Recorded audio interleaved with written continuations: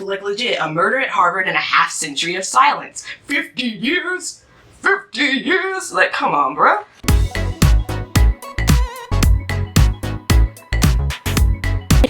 Hiya, and welcome back to another Reading Wednesday. It's your girl, Logan, also known as Sketchbooks and Bookbooks. And today, I am just, like, I filmed my, August wrap-up, and then I just ran right into my, like, we're gonna do a September, I guess, TBR. I usually don't do TBRs because I don't really have a list of books I like to read, but right now I have all these checked out that I haven't even started yet, but they just look really good. And that's kind of the downside of working as a circulation assistant at my library, because, like, I just be seeing so many good books. I'd be up in the library every day, so I see a lot more books than I usually would, and my willpower's not that strong. So today we're just going to be talking about my TBR, the books I hope to finish in September, because I don't like having a lot of books checked out at one time. And we're just going to do an illustration on the side at this moment. I have no idea what that's going to be. Future me will surprise us both. Hopefully it will be good. Who knows? Maybe I'll just draw like a little, like a chibi, like a cartoon version of me in a pile of books. That'd be cool, kinda, who knows. Just an idea. Future me will work it out. Yeah, so we're gonna get right into this TBR. And part of me is like, do I count the books that I've already started? I am. I'm going to. I don't care. Okay, so yeah, we're just gonna start with the one that I've started like a long time ago. It is Night Film by Marisha Pessl. Not me, just like, why did I want to call her Margaret? It doesn't matter.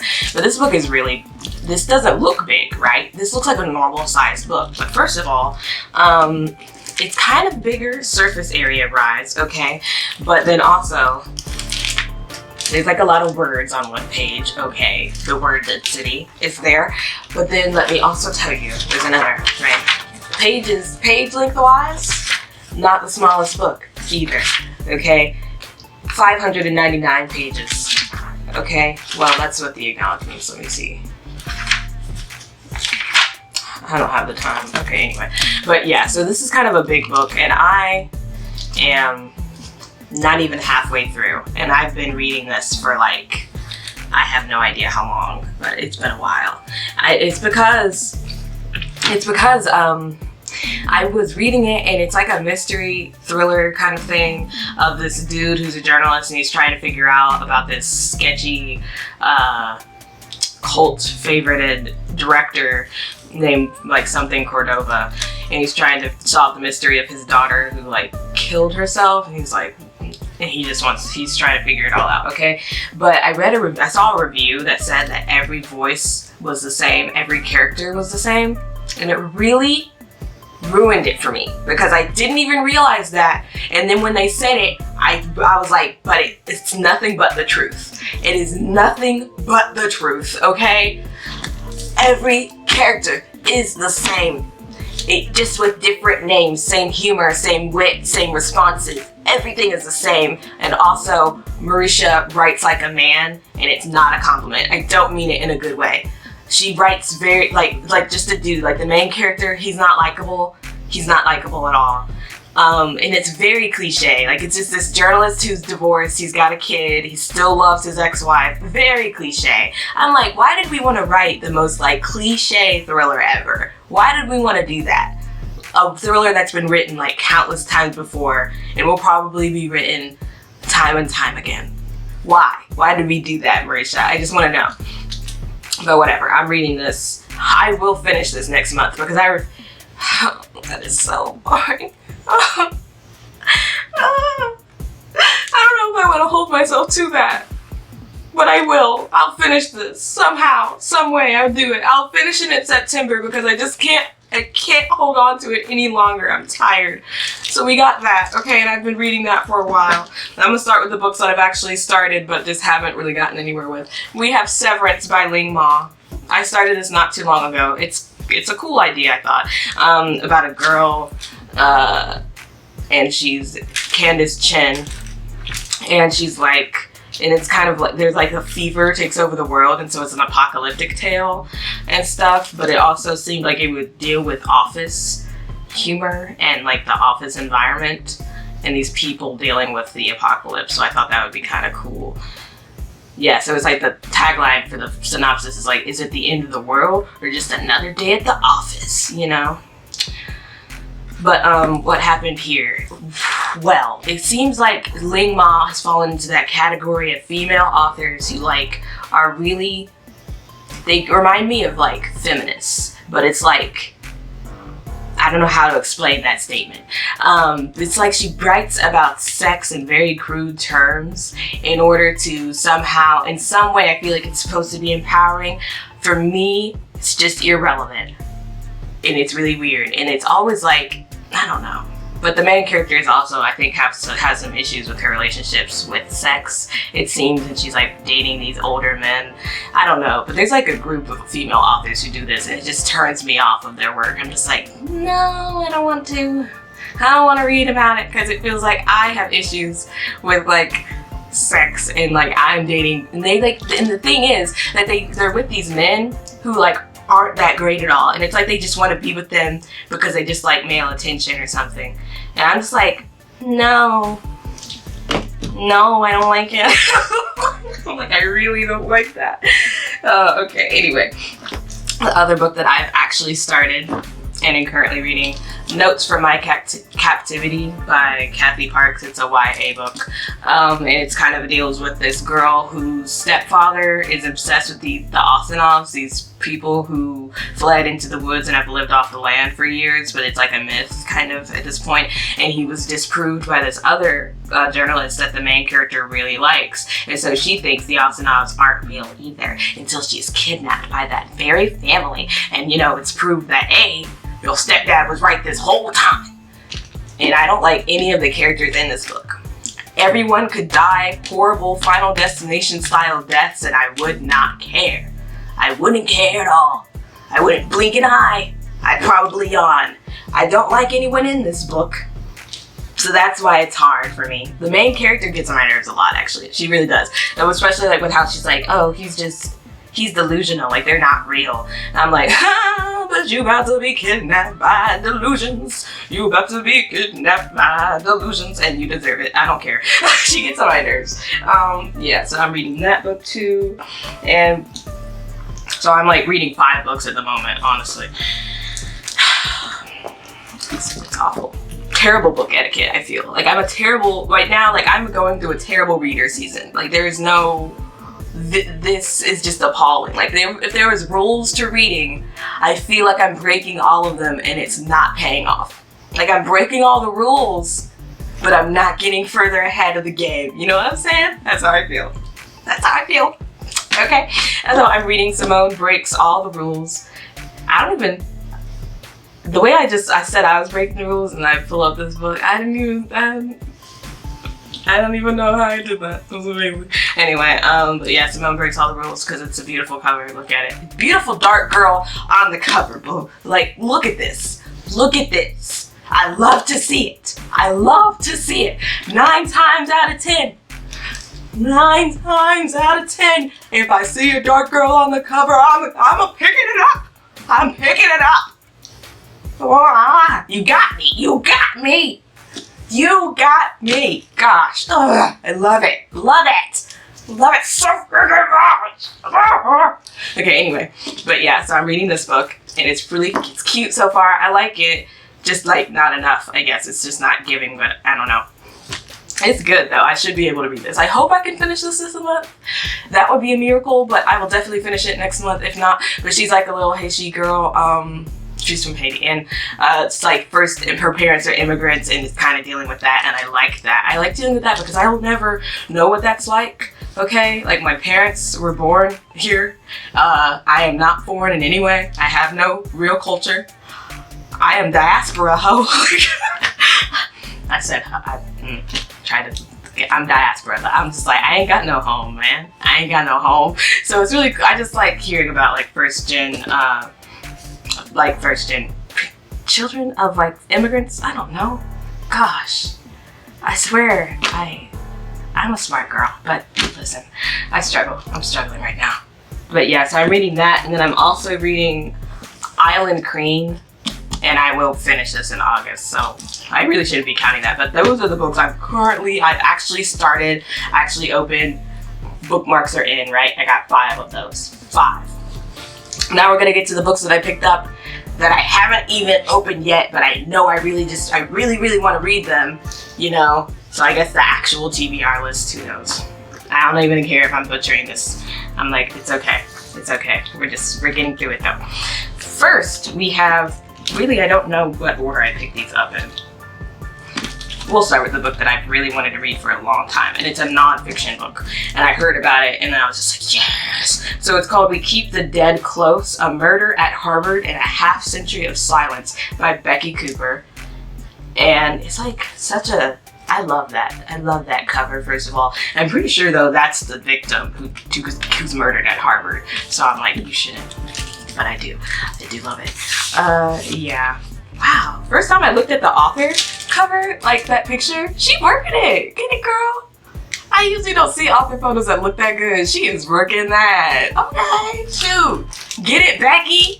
Becky with the good hair. Okay. Anyway, but yeah, so I haven't started this at all. It's kind of big. How many pages? And there's a lot of words on the page too, I think. But there's like a lot of notes. So, because she did research, of course, it's a nonfiction, so of course there's research. But it's like 400 plus pages, so that's a kind of hefty little book, but I want to read that, and I am going to. So We Keep the Dead Close. Yeah, it's interesting. It's really interesting. Like legit, a murder at Harvard and a half century of silence. 50 years? 50 years? Like, come on, bro. What were you doing? But we all know colleges don't care nothing about you once you get there. Isn't that crazy? They do all that they can to get you there and don't give a crap about you once you are. That's crazy, isn't it? Like, bruh, college is a scam. I'm like, college is a scam, homie, come on. Anyway, whatever. I ain't gonna talk about that, but it's a scam. We got Angel of Greenwood by Randi Pink, which is, that's interesting. Why is her cover thing like that? That's kind of cool though. I'd do it for myself, but cool. Anyway, but Angel of Greenwood, which is another YA novel dealing with the Tulsa massacre. Yeah, and I was just, I've heard about this like, wait, I think this might be the first one that I heard about in this TBR list. Like, it came across my radar the earliest. And I just, like, I think I knew about it before it was even officially published. So yeah, and I wanted to read it. Also, I just think that cover is so pretty. Once again, you put a dark girl on the cover and I'm sold. Ain't nothing I can do. I'ma pick it up. I'ma read it. Look at it. It's so pretty. It's so pretty. Oh, love it. God. Anyway, but yeah, so Angel of Greenwood, another YA about the Tulsa Massacre, because I'll probably never read a nonfiction about the Tulsa Massacre unless it's like years in the future, and you know, I'm mentally stronger to deal with everything that happened in that massacre. Because like right now, I'm like, we just need to know that it's an atrocity, and we'll stop at that. We'll stop at that, because I literally think I will fall apart if I read anymore. So yeah, that's on mental health. Let's go. And my next book that I picked up, just like, I'm like, so I said I work at the library, so I reshelve a lot of books and stuff, and I fix the books and everything. I make sure they're all lined up nice and pretty and there's no gaps and stuff, right? So I was in the YA section and I came across this bad boy, Those Who Pray. That's a beautiful cover too. I really love the cover on this one. I love the art. I love the art style. The pink, her standing out. It's good, it's good. Okay, so yeah, Those Who Pray by Jennifer Moffett, who knows? And I thought, okay, looking at this book, looking at the cover, Those Who Pray, what do you think of? Let me tell you what I thought of. I thought it was gonna be about some date raping frat boys. Those who pray at college campuses, Title IX, you know what I'm saying? or The Hunting Ground. Wonderful documentary on the subject. But yeah, I feel like I shouldn't say the words wonderful when it comes to raping, because it's a very informative documentary on what goes on, on college campuses, and how they once again don't give a darn about the students once they're there, which is crazy. But anyway, so college life isn't what Emily expected, and turns out it's not date raping frat boys, it's a whole cult. It's a real cult. But when you think about it, is it really all that different? I implore you, think about it. I don't know what that voice was, I'm sorry. But yeah, so frat boys, they all live in one house. They speak in tongues. They chant, there's rituals. You gotta be let into the club, first of all. You gotta go through some stuff. They have ceremonies and things. And then a cult. So it's really not that different. It's really not that different when you get down to it. And it's kind of the same. It's kind of the same, except one is accepted for some reason. Frat boys, fraternities, and sororities, they're just weird to me. Just the idea. Why did we need to do that? Why do we need to do that? Why do they need to be a thing at colleges? I want to know. So I was not gonna lie, I was a little disappointed, because I thought that if it was going to be about some white date raping frat boys, that I would be watching some fictional date raping frat boys get their just desserts, which is a good mollywop and a prison sentence in my mind. But that won't be happening because it's about an actual cult. But still interesting. Still gonna read it. Yeah. So Those Who Pray, Jennifer Moffett, another YA. How many YAs do I have in here? A lot, actually. And so my next TBR, I don't know why I'm struggling, is another nonfiction that I picked up because it was new, right? Yeah, it was a new release. It came out in May, but if it's 3 months old, it seems we put it back into normal circulation, and not me giving you all the deets about my job, but yeah, so when it's a new release, they get you only get 2 weeks to check it out, because we try to keep, you don't get as long to read it, you don't get a full month, you get 2 weeks because it's new. Yeah, and it gets a little 14-day loan sticker on the side that I like taking off. So yeah, but once it's 3 months old, we put it back into normal circulation so you can be checked out for a month, so that's what I did. I put it back, and so I have this bad boy for a month now, which is cool, which is a normal time you would usually get at the library. But anyway, yeah, so this is another nonfiction. I was about to say science fiction, but it's nonfiction. And it's America on Fire, The Untold History of Police Violence and Black Rebellion Since the 1960s by Elizabeth Hinton. There she is. I don't know why I'm showing you some of the author covers, but yeah, she's pretty. Anyway, that's beside the point though. So yeah, that's all I wanted. I just wanted to read that. I just thought it was interesting. Of course, Untold History of Police Violence and Black Rebellion. I don't know why I'm able to read that. I can read that. I can't read the Tulsa Massacre yet. Also can't read about the KKK. I know there's a lot of books out there about it, and I kind of want to read them. But I'm girl, are you strong enough? And the answer is no. But we can do this. We can do this. Okay, but I can't do the other things. And I made peace with that. Anyway, so yeah, this is my last one to read. I picked up legit this week. And it's another YA. I Killed Zoe Spanos. A novel by Kit Frick. And I'll be honest with you, you already peeped it, you're already peeping it. Why did I get this book? Pages are blue. The edges are blue. That's why. I'm not lying to you. I'm not. That's why. So now you know, if there's a dark girl on the cover, or you color the edges of your book, I will pick up that book. I will pick up that book. And I am a simple woman. I am a simple woman, okay? I'm not hard to win over. I'm not uppity. I am entertained by small things. And if you color the edges of the book, I'm gonna read it. I'm gonna read it, okay? Am I gonna enjoy it? That's another matter, but I will read it. Okay, that's exactly it. I picked up Frankly in Love by David Yoon for the same exact reason. His pages were dark blue on the cover, and I just love that. I love that, okay? It's really cool. I don't care. I love it. It matches the cover, and it's a pretty cover too. It's a pretty cover, but the edges. So anyway, but yeah, it's a kind of a thriller, and it's like, this girl moves to this town, and she's like apparently eerily similar to a girl who went missing years ago, named Zoe Spanos, of course. And then she's like, she kind of tries to figure out who did it, I think.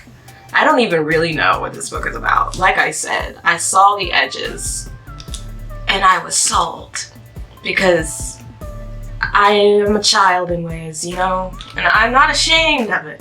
I'm not ashamed. It's colored. Like, you can't tell me that ain't dope. You can't tell me that's not dope, though. If you disagree, you lying. You lying. And don't talk to me. Don't talk to me. Because that's amazing. I'm sorry, but it's cool. I'm like, how much does that cost too? Like, I want to publish a book someday. I would love to have the covers, like the pages be like colored like that. That would be great. I mean, but how much does it cost? Is it like really, is it that much more expensive? Like, I want to know. These are really genuine questions. Genuine question I want to know, you know? But whatever. So that's my TBR. I have, let me count the books that I haven't started yet. Okay, and I've started 5, but barely. So the 1, 2, 3, 4, 5. No, well, I just have like 5 TBR, but I'm reading 5 at the same time. So it feels like 10, you know? It feels like 10. And like, I have them on a lap desk right now. And the fact that I can just sit here and still be in frame, like perfectly in frame, it's a problem. It's a problem. But yeah, so that's my TBR for September, I guess. This year is going by with an audacity I do not understand. This year is just like, it's going by so fast. And I'm just, it's disgusting. I kind of wish it would slow down. September already? It's awful. Like, someone slow it down, please. Anyway, but yeah, so that's my TBR. And I guess it's time to talk about my art.